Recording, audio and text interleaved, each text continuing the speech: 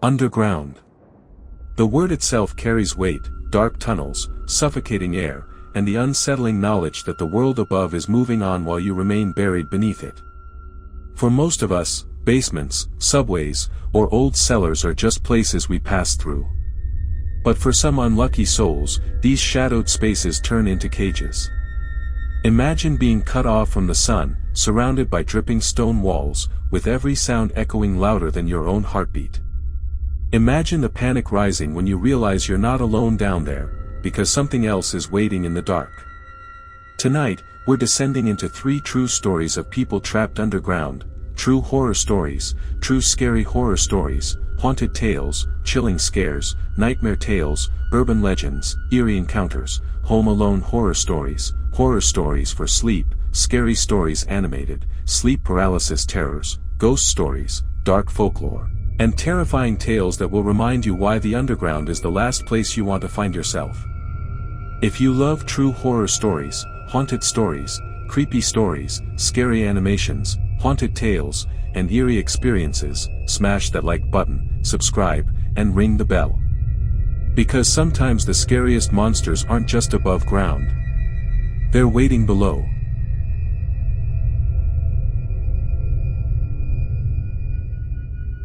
This story is about the abandoned subway tunnel.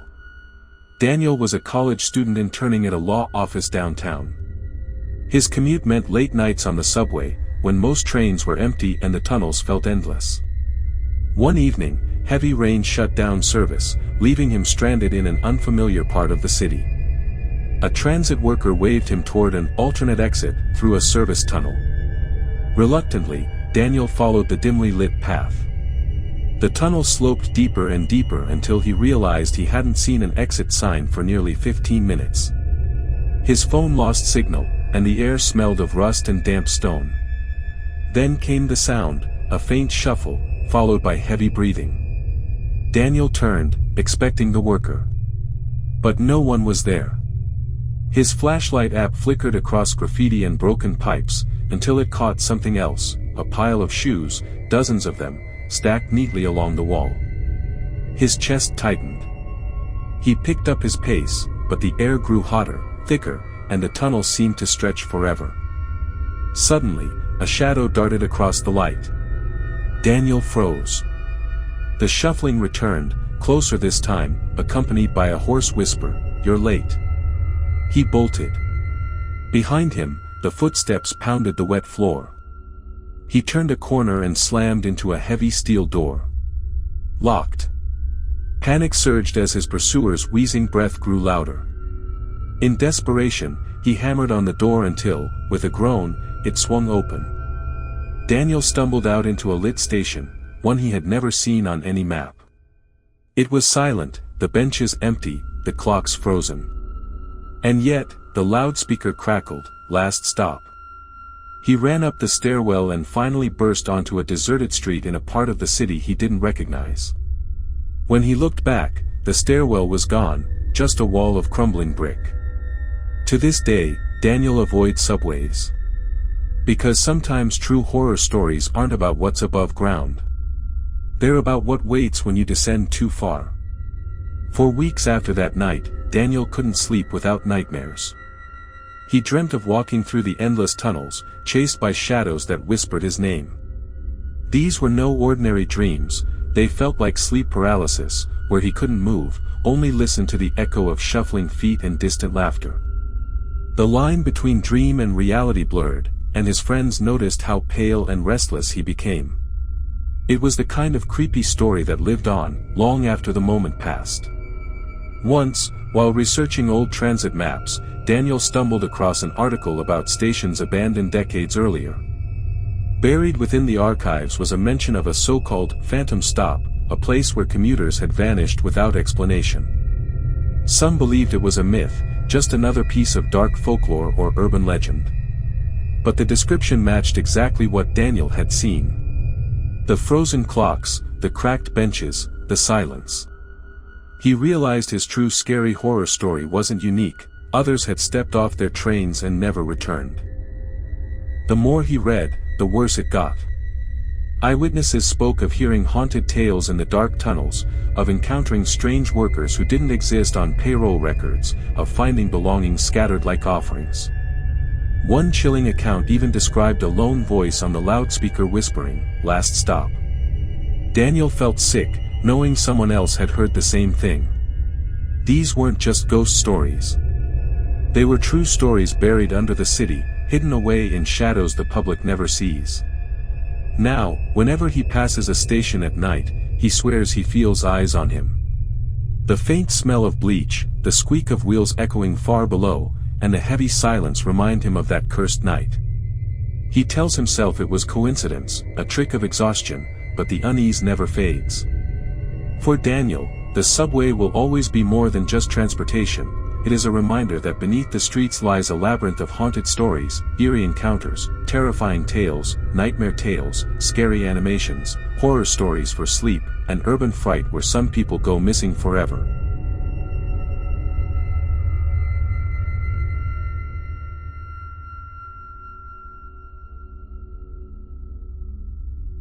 This story is about the mine collapse. In rural Kentucky, Rebecca's uncle worked in coal mining. When she was 16, she joined him for a tour of the mine, thinking it would be a harmless adventure. The tunnels were vast, supported by rotting beams, and lit by dim bulbs that buzzed like angry bees. Halfway through the tour, the ceiling rumbled. A section collapsed, sealing off their path back. Dust choked the air, and in the darkness, Rebecca could hear her uncle whispering prayers. They weren't alone. The group's guide was missing, though his helmet still lay on the ground, light still glowing.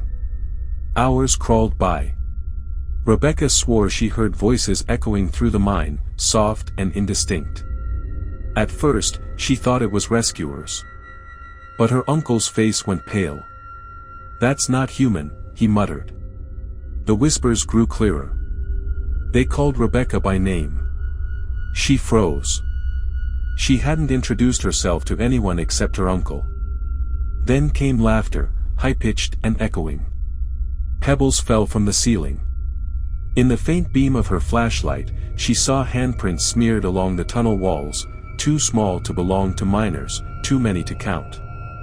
When rescue crews finally broke through the debris, they found Rebecca and her uncle sitting silently, eyes wide, clutching each other.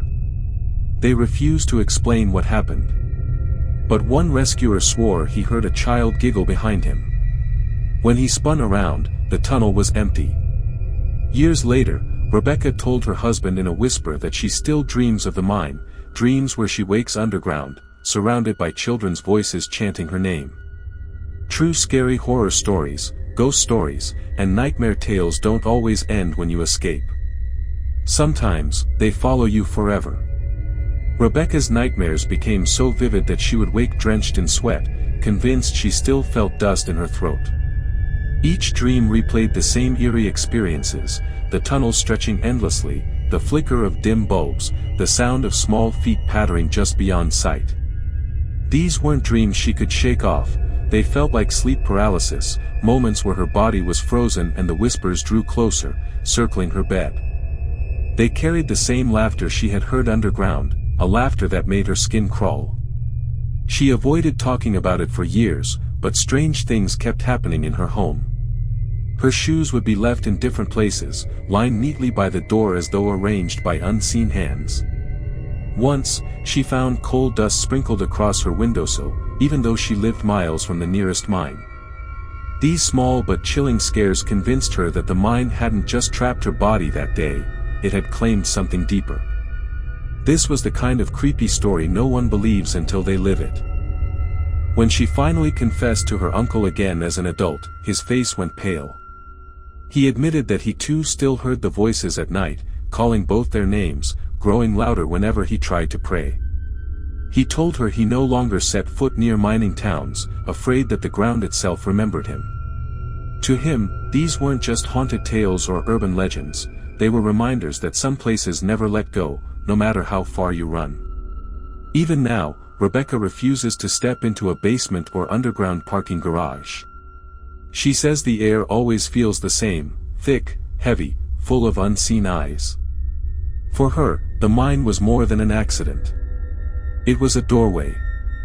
And in the world of true horror stories, haunted stories, eerie encounters, dark secrets, terrifying tales, and urban fright, sometimes the door never really closes.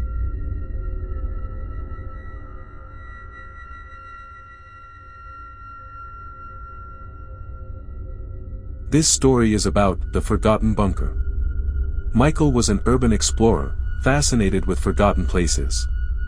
When he discovered an old military bunker outside town, he grabbed a flashlight and camera, determined to document it for his blog.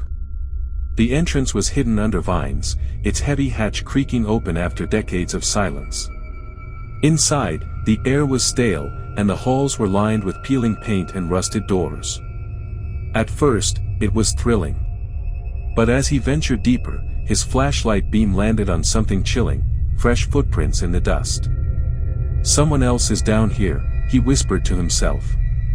He tried to turn back, but the hatch had slammed shut. No matter how hard he pulled, it wouldn't budge. Panic rose. His light flickered. From deeper inside, a metallic clang echoed, followed by slow, deliberate footsteps. Michael ducked into a side room, heart racing. The walls were covered with strange drawings, eyes, hundreds of them, painted in black. On a table sat an old reel-to-reel recorder. It clicked on by itself, and a distorted voice filled the room. "Stay. Stay with us." His flashlight died. In the pitch dark, he felt a hand brush his shoulder. He screamed and ran, blindly stumbling through corridors that twisted endlessly. Finally, he collapsed against a wall, and realized it wasn't stone. It was a door. He shoved it open and crawled into daylight, gasping. When he returned with friends weeks later, the bunker was gone. No hatch. No entrance. Just an overgrown field. Michael never explored again. But every so often, he receives anonymous emails, grainy photos of him inside that bunker, eyes painted on the walls behind him. He never took those pictures. Because in eerie encounters, haunted tales, and dark secrets, the underground doesn't always let you leave. Sometimes, it follows you home. Michael tried to ignore the emails, but they grew more disturbing. Some arrived at 3 in the morning, attached with short audio clips of static, layered with faint voices whispering his name. It reminded him of that distorted recorder in the bunker, except this time, the voice seemed closer, sharper. These weren't just creepy coincidences, they were true scary horror stories unfolding in real time, and Michael was the main character. Soon after, objects in his apartment began to move on their own. His flashlight, the same one that died in the bunker, was found turned on in the middle of the night, lying in the center of his kitchen floor. Another evening, he found coal-like dust smeared across his bathroom mirror, with crude eyes drawn into the black powder. He had never brought anything from the site home, yet the bunker seemed to bleed into his world. It was no longer a place he visited. It was a presence. This was the stuff of nightmare tales, urban fright, and ghost stories that refused to let go. Michael's friends stopped visiting after one of them swore they saw a figure standing in the corner of his living room during a movie night. No one else saw it, but when Michael checked later, there were faint wet footprints leading from the window to the couch. He lived on the 5th floor.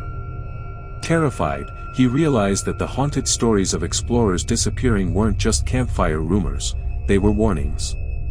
And now, he carried those warnings in his own home. Even now, Michael says he avoids basements, subways, or any locked doors that lead underground. He claims the air feels the same, thick, stale, pressing in on his lungs. He still gets emails with no sender address, only attachments of himself sleeping in bed, with the same black eyes scrawled across the walls behind him. For Michael, the bunker never disappeared. It simply changed shape. And in the world of true horror stories for sleep, chilling scares, scary animations, eerie experiences, and dark folklore, the scariest places aren't the ones you explore. They're the ones that never stop exploring you. From abandoned subway tunnels, to collapsing mines, to forgotten bunkers, these 3 true stories of people trapped underground remind us that beneath our feet lies another world, a world of shadows, whispers, and terrifying tales. Janitors, miners, explorers, it doesn't matter who you are. Once you're underground, you're at the mercy of whatever's waiting in the dark. So the next time you descend into a basement, a tunnel, or a cave, listen closely. Because in true horror stories, haunted stories, creepy stories, urban fright, nightmare tales, sleep stories, and chilling scares, the scariest monsters don't always walk above ground. Sometimes, they've been waiting below all along. If you enjoyed these true scary horror stories, haunted tales, and eerie experiences, hit like, subscribe, and share your own encounters in the comments. Because the scariest stories aren't just urban legends. They're the true stories buried in the dark, waiting for someone to dig them up.